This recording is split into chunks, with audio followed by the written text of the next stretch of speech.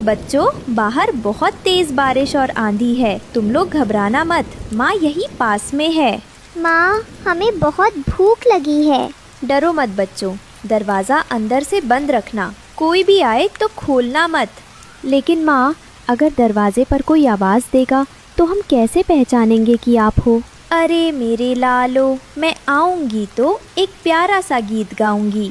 मेरे बच्चों दरवाज़ा खोलो, माँ तुम्हारे लिए दाना ले आई। बरसती बूंदे डरना मत तुम, माँ की गोदी में दुनिया समाई।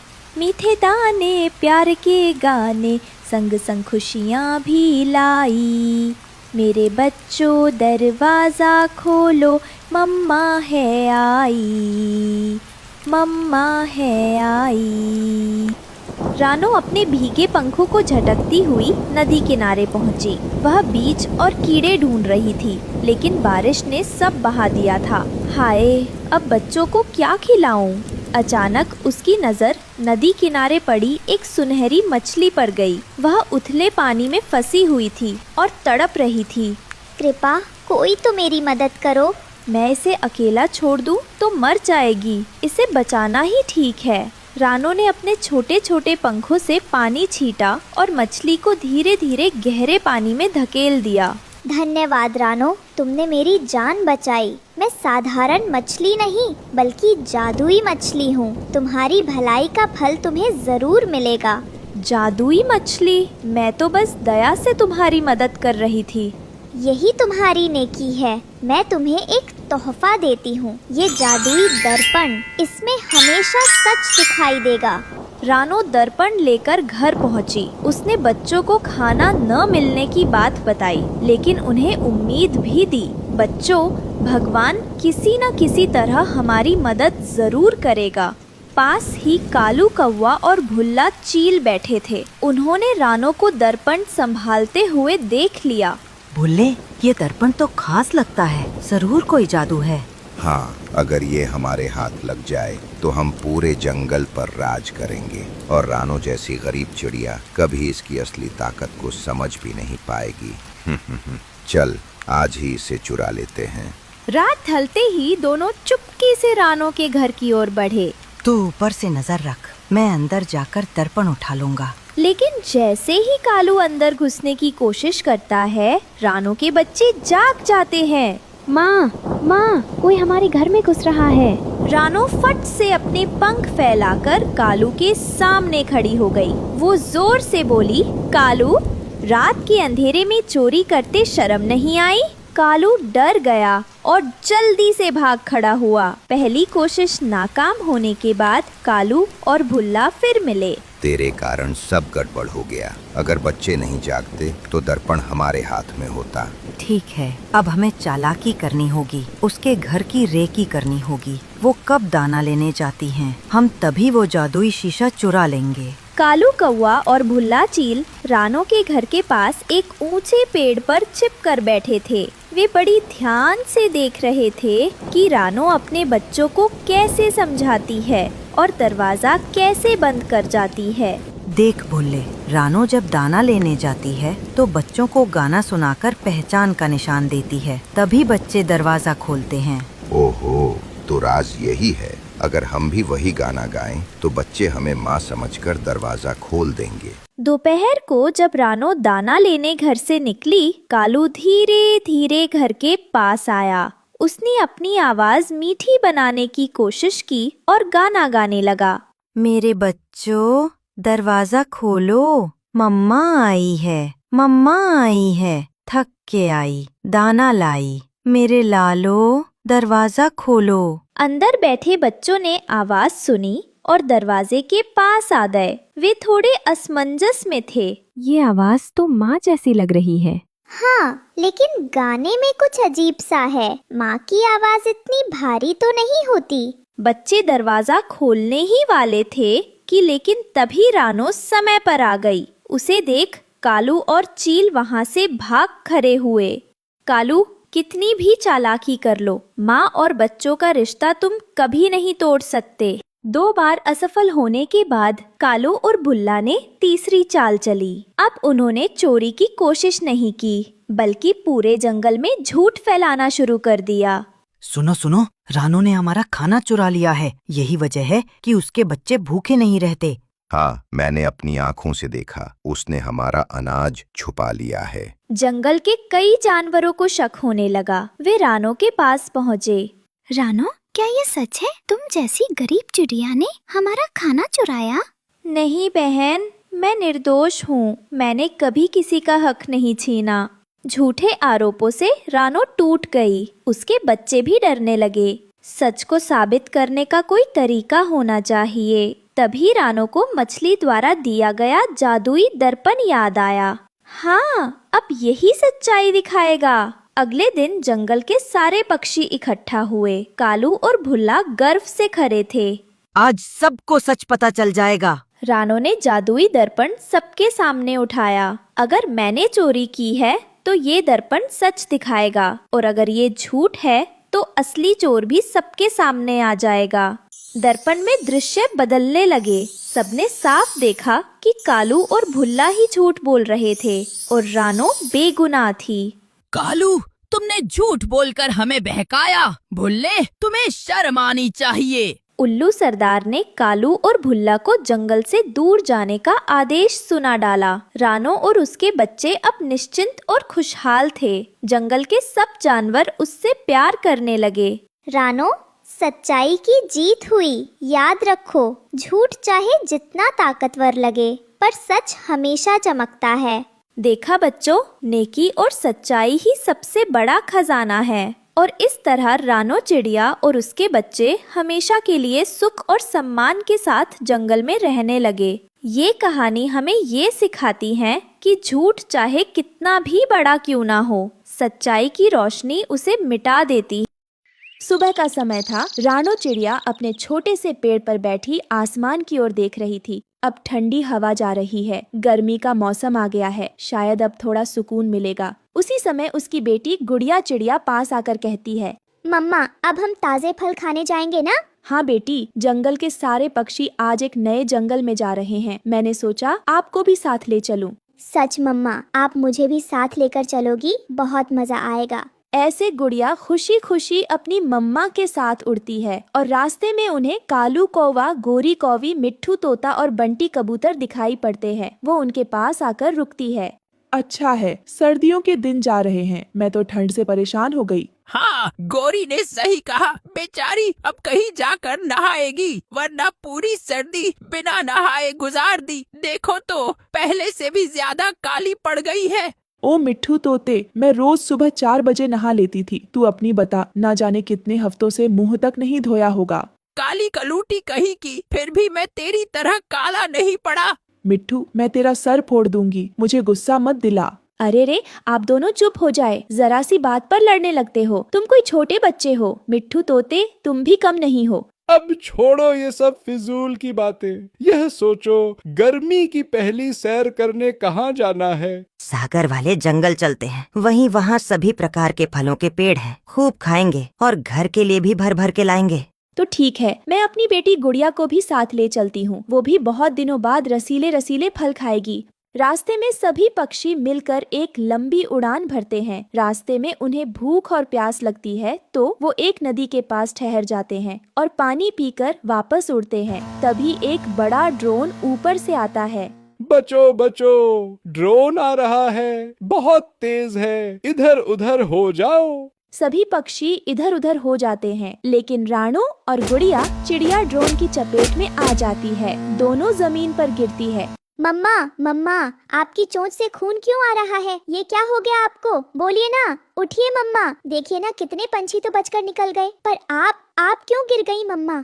बेटी डर मत, मैं ठीक हूँ। बस थोड़ा सा जख्म है, कुछ नहीं हुआ। कोई तो आएगा मदद करने, लेकिन कोई नहीं आता। बाकी पक्षी आगे बढ़ जाते हैं। तू ठीक है ना गुड़िया? तुझे कुछ नहीं हुआ ना? बस यही जानना चाहती हूँ। बाकी सब सह लूंगी। माँ हूँ मैं, मेरी जान भी चली जाए पर तुझे कुछ न हो, बस इतना ही काफी है मेरे लिए। पर आसमान अब खामोश था। पंछियों की भीड़ तो आगे बढ़ चुकी थी। जंगल के दोस्त अब अनजान बन चुके थे। कोई न रुका, कोई न पलटा, सब बस उड़ते रहे जैसे रानो कभी उनका हिस्सा ही न थी। गुड़िया, अगर मैं सो जाऊं तो आप डरना मत। आप उड़ सकती हो। आप बहुत बहादुर हो। नहीं मम्मा, आप मुझे छोड़कर नहीं जाएंगी। आप मुझे कभी अकेला नहीं छोड़ सकती। धीरे धीरे रात हो चुकी थी। रानो की सांसें धीमी पड़ चुकी थीं और नन्ही गुड़िया जो अभी उड़ना सीख ही रही थी, अपनी घायल माँ के लिए आसमान नहीं, जमीन के हर कोने में मदद ढूंढने निकल पड़ी थी। मम्मा को बचाना है। मम्मा को कुछ नहीं होने दूंगी। कोई तो होगा इस जंगल में जो हमें बचा सकता है। गुड़िया थककर एक पुराने पेड़ के नीचे बैठती है। तभी एक धीमी आवाज आती है। अरे छोटी सी चिड़िया, इतनी रात को अकेली क्यों रो रही हो बच्ची? बाबा, मेरी मम्मा बहुत जख्मी है। ऊपर से ड्रोन टकरा गया था। वो जमीन पर पड़ी है। कोई मदद नहीं करता, कोई नहीं रुकता। मम्मा मर जाएंगी क्या बाबा? चलो बेटी, मुझे अपनी माँ के पास ले चलो। मैं नहीं जानता मैं कितना कर पाऊंगा, पर कोशिश जरूर करूंगा। गुड़िया झट से उड़ती है और चूहे को रानो के पास ले जाती है। चूहा रानो की हालत देखकर खुद से बड़बड़ाते हुए कहता है, ये तो बहुत बुरा जख्म है, बहुत खून बह चुका है। कुछ कीजिए बाबा, कुछ कीजिए। मम्मा को मत जाने दीजिए। मैं तुम्हें एक जगह ले चल सकता हूँ। मेरे दादाजी ने एक पुराना कद्दू घर बनाया था। अब वहाँ कोई नहीं रहता, लेकिन वो सुरक्षित है। वहीं चलो, मैं पत्तों से पट्टी भी बांधूंगा और जड़ी बूटियाँ भी दूंगा। गुड़िया, तू अब भी यही है। मैं कहीं नहीं गई मम्मा, मैं आपको ले चल रही हूँ एक जादुई कद्दू घर में। आप ठीक हो जाएंगी। सब ठीक हो जाएगा मम्मा, बस थोड़ा और सह लीजिए। गुड़िया अपनी माँ रानो को एक ठेले पर डालती है। स्विंग से मदद से ठेली को खिसकाते हुए धीरे धीरे चलने लगते हैं और पास के एक खेत में पहुँचती है। वहाँ उसे एक बड़ा जादुई कद्दू घर दिखाई देता है। अब तुम आराम करो रानो, गुड़िया तुम्हारे पास है और मैं यही हूँ। सुबह तक देखना, सारे जख्म भर जाएंगे। उधर बाकी पक्षी कालू कौवा, गोरी कौवी और मिट्ठू तोता फल खाते हुए ठहाके लगाते हैं। कितना मजा है। किससे फर्क पड़ता है कि रानो गिर गई? कमजोरों की जगह यही होती है। और मैं तो अब यही घोंसला बनाऊंगा। कौन पुराने जंगल लौटे। रात को एक भूखी बिल्ली आती है। अरे, आम के पेड़ पर स्वादिष्ट पक्षी, आज दावत है। कालू और गोरी अपनी जान बचाने के लिए मिट्ठू को बिल्ली के हवाले कर देते हैं। बिल्ली जी, वो तोता हमारा नहीं है, ले जाइए उसे। बिल्ली मिट्ठू को खा जाती है। अगले दिन बिल्ली की बड़ी बहन आती है और कालू और गोरी को भी मार डालती है। सुबह होती है। रानो की तबीयत कुछ ठीक हो गई थी। गुड़िया पालक के पत्तों से खाना बनाती है। मम्मा, हम कद्दू के घर में हैं और देखो खाना भी है। अब हमें किसी की जरूरत नहीं। शाबाश मेरी बच्ची, हमें किसी को धोखा नहीं देना चाहिए, ना ही मुश्किल समय में किसी को अकेला छोड़ना चाहिए। जो दिल से अच्छा होता है उसका घर हमेशा सुरक्षित रहता है। इस कहानी से हमें सीख मिलती है कि जो सच्चा साथी होता है वही असली परिवार होता है और जो दूसरों को दुख में छोड़ देते हैं उन्हें समय जरूर सजा देता है। जंगल में एक कोने में रहती थी एक गरीब लेकिन मेहनती रानो चिड़िया। उसके पास एक छोटा सा बाग था जिसमें आम, अमरूद, जामुन और बेर के पेड़ लगे थे। वह खुद पानी देती, खाद डालती और पेड़ों से बात करती। मेरे पेड़ों, तुम मेरी उम्मीद हो। तुम्हारे फलों से ही मेरे बच्चों का पेट भरता है। खुदा का करम है, खुदा का करम है जो मेरे पास तुम जैसे सच्चे साथी हैं। तुम खामोश हो लेकिन हर रोज मुझे जीने की वजह देते हो। रानो चिड़िया अकेली थी पर उसका दिल बड़ा था। हर सीजन में जब बाग फलों से भर जाता तो वो कुछ फल अपने लिए रखती और बाकी जंगल के बच्चों में बांट देती। कहीं और एक पेड़ के नीचे कालू कौवा और चालाक लोमड़ी बैठे थे। दोनों को रानो का बाग बहुत पसंद था, लेकिन मेहनत करना उन्हें मंजूर नहीं था। ओए लोमड़ी बहन, तूने सुना है ना, उस रानो चिड़िया का बाग अब पूरा फल फूल रहा है। मीठे मीठे आम, टपकते हुए जामुन, और क्या कहूँ, अमरूद तो ऐसे कि बस एक बार खा लिया फिर किसी और का मन न करे। और वो रानो बेचारी अकेली सुबह से शाम तक मेहनत करती है, लेकिन रखवाली, हा, वो तो सपने में भी हमें नहीं पकड़ सकती। क्या कहते हो, चलें आज रात?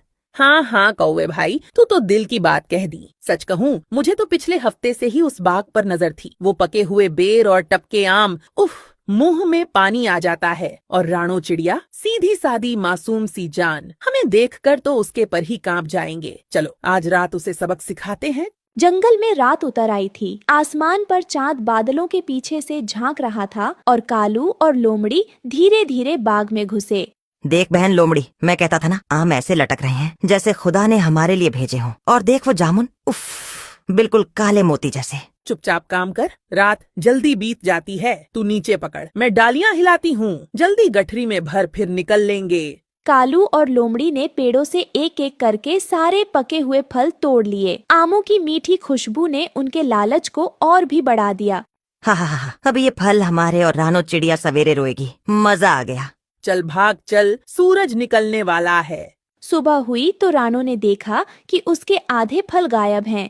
हे खुदा, ये किसने किया? सारे आम, सारे जामुन सब लूट लिए। किसने ये जुल्म किया? वहीं पास में रहता था मिट्ठू तोता अपनी बीवी मीना और 3 बच्चों के साथ। वह रानो की इज्जत करता था। रानो बहन, ये क्या हाल बना रखा है बाग का? अभी अभी मेरी मीना ने बताया कि तुम्हारे यहाँ चोरी हुई है, सच है क्या? हाँ मिट्ठू भाई, कल रात कोई सारे पके आम, जामुन, बेर सब उठा ले गया। बचा ही क्या है अब? मैंने तो बच्चों के लिए कुछ बचा कर भी रखा था, वो भी गया। अब सोचती हूँ कल से क्या खिलाऊं उन्हें। वो तो भूखे ही सो गए थे रात को। तभी मीना तोती भी आ जाती है। हम तुम्हारे साथ हैं रानो दीदी, कुछ न कुछ जरूर करेंगे। रानो बहन, देखो, बुरे वक्त में अगर अपने साथ न खड़े हो तो फिर दोस्ती का क्या मतलब? हम तुम्हें यूं अकेले दुख नहीं सहने देंगे। हम सब मिलकर कुछ करेंगे। इन चोरों को ढूंढ निकालेंगे और जब तक बाग फिर से नहीं फलता, तुम हमारे साथ रहो। मिट्ठू भाई, मीना बहन, तुम्हारा ये साथ मेरे लिए किसी नेमत से कम नहीं। शुक्रिया, दिल से शुक्रिया। मिट्ठू तोते ने एक योजना बनाई। उसने अपने बच्चों को बाग में छिपाकर चौकसी करने को कहा। बच्चों, अब वक्त है बहादुर बनने का। तुम्हें इस बाग की रक्षा करनी है। ये सिर्फ रानो दीदी का नहीं, अब हम सबका है। तुम तीनों रात को पेड़ों की डालियों में छिपकर पहरा दोगे। आंखें खुली रखना, आवाजें सुनना। अगर कोई भी शकी हरकत दिखे या कोई डाल हिलती नजर आए तो फौरन जोर से आवाज लगाना, चोर चोर, समझे ना? मैं और मीना वहीं पास में रहेंगे, तुरंत आकर पकड़ लेंगे। पापा, आप फिक्र मत करो, मैं सबसे ऊंची डाली पर बैठूंगा, एक एक हरकत पर नजर रखूंगा। वाह मेरे शेरों, यही तो चाहिए था मुझे, हिम्मत और एकता। अगर हम सब साथ हैं तो कोई भी लोमड़ी या कौवा हमारा कुछ नहीं बिगाड़ सकता। अब चलो, अपनी जगह संभाल लो, आज की रात इम्तिहान की रात है। रात हुई और एक बार फिर कालू और लोमड़ी चुपके से बाग में घुसे। जल्दी कर, रानो को फिर से मूर्ख बना देते हैं। पकड़ो, चोर चोर आ गए। पापा, अम्मा, जल्दी आओ, लोमड़ी नीचे है, कौवा ऊपर की डाल पर। पकड़ो इन्हें। भाग लोमड़ी, ये तो फंस गए हम। बच्चों ने हमारी चोरी नाकाम कर दी। ये छोटे छोटे चूजों ने हमें हरा दिया। रानो चिड़िया, मिट्ठू का परिवार दौड़े आए। कालू और लोमड़ी को रंगे हाथों पकड़ लिया गया और पेड़ से बांध दिया। शर्म नहीं आती? मेरी मेहनत की रोजी रोटी लूटने आए थे। माफ कर दो बहन, भूख लगी थी पर गलती हो गई। हमें सजा दो, लेकिन थोड़ा रहम करो। रानो का दिल बड़ा था। उसने उन्हें सजा नहीं दी बल्कि समझाया, चोरी करने से पेट नहीं भरता, मेहनत करने से इज्जत और बरकत दोनों मिलती है। आओ, हम सब मिलकर बाग की रखवाली भी करेंगे और तुम दोनों को भी मेहनत करना सिखाएंगे। कालू और लोमड़ी ने शर्मिंदा होकर माफी मांगी और रानो के साथ काम करने लगे। कुछ ही महीनों में बाग फिर से हरा भरा हो गया। अब सब मिलकर बाग संभालते, फल खाते और हंसी खुशी रहते। जहाँ मेहनत होती है वहाँ खुदा भी बरकत देता है। जंगल में फिर से अमन और भाईचारा लौट आया। इस कहानी से हमें सीख मिलती है कि मेहनत का फल मीठा होता है। चोरी या बुराई से भूख नहीं मिटती, इज्जत मेहनत से ही मिलती है।